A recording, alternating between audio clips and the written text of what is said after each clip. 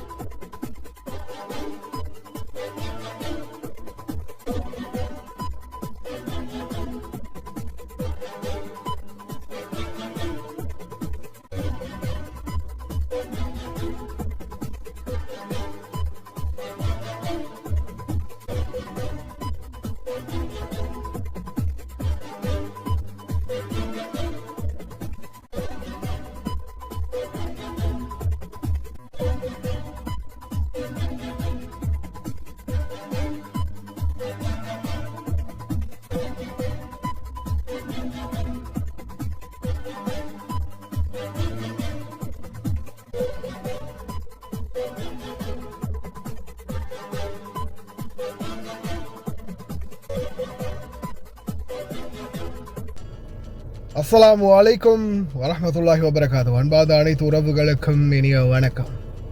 உதிரம் கொடுப்போம், உயிரை காப்போம்.